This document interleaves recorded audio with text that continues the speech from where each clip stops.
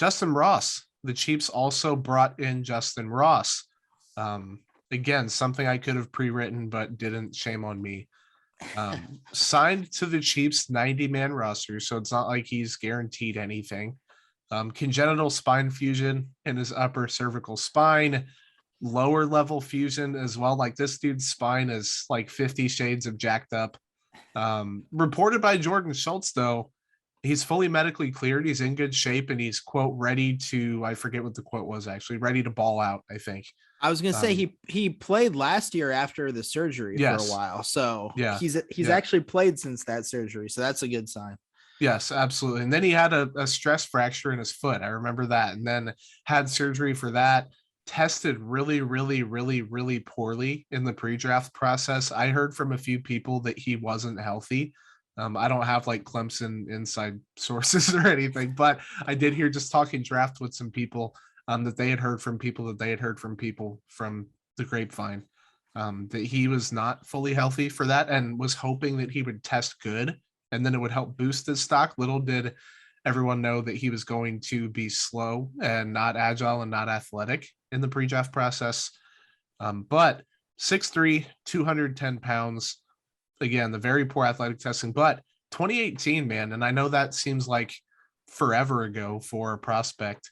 1,000 receiving yards, broke onto the scene as a true freshman, national semifinals, the national championship game, just absolutely dominant performances back to back. He's a guy that I was really high on. I thought he was like a second or third round grade in my book if I would have issued for him. I kind of just left him incomplete for the most part because of the medicals. I had no clue. It's hard to be in the room for those. You can't be, meaning us. But with all that said, Mark, I think it's a low risk in terms of investment. Obviously the risk with him and the health is legitimate unless he's been deemed, low risk with that. But nevertheless, very high reward potentially if this thing works out. Yeah, Justyn Ross is a guy that I've been keeping my eye on for a long time. Even back to last year when I was doing my, who the Chiefs could maybe draft in the future a year from now. I actually had a name of a guy that didn't come out, who was at Clemson, Frank Ladson Jr., but I mentioned Justyn Ross's name because I thought he could be a late first round pick. So that's where Justyn Ross first started popping up in my mind with potential for the draft. But yeah, I think he's a solid, high upside, high risk, but high upside guy. So I think here was my thought. I know we haven't gone through the Chiefs draft yet, but my thought was if they take kind of a smaller receiver with one of their earlier draft, like first couple round draft picks, a Calvin Austin III or a Sky Moore, maybe if they drafted him.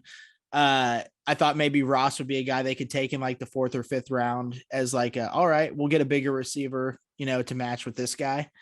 And so after the draft ended and Ross hadn't been taken by anybody, I thought that could be one of the Chiefs' first moves.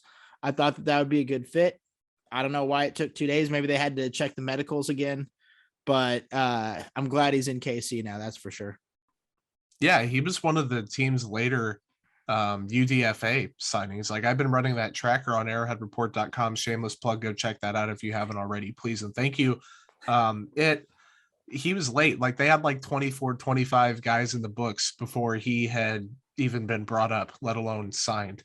Again, low end outcome. It's kind of like Lonnie Johnson, not to compare like the upside or anything, because it's obviously different and they're two different players, two different situations. But low end outcome, he doesn't even break camp with the team. Like he comes in and they find out, maybe he's not medically like fully good to go. He has a setback, God forbid, or, he just isn't good. Like, and the athletic testing that's always an option. Like even with Josh Gordon, when people came in, I was like, there's always a chance he's just not good and he's washed up. And now I'm not going to use those terms very often, but Justyn Ross, I find it hard to believe that with him being in shape, with him being healthy, quote unquote, that he's washed up at the age of 22, 23, however old he is. Yeah, he's a little old for a prospect, all that good stuff, tons of college experience, blah, blah, blah, sat out COVID year. But he also had COVID. I mean, and that's something that he's battled through a ton of stuff. That dude's been through the ringer. I think it's just a smart move. If it pans out, the Chiefs, with their lack of long-term security at the wide receiver position, obviously UDFAs are a little bit different than your, typical second round pick or whatever.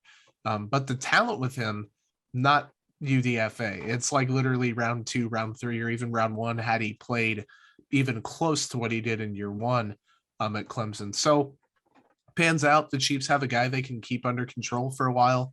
They can look forward to keeping around for the future. They have a good kind of yin and yang with Sky Moore, who we'll talk about here in a little bit. They don't have to worry about finding another guy. He has a very specific skill set, I think, and body type, and a guy that could be athletically dominant and really overall dominant in the NFL. So I think it's a good move.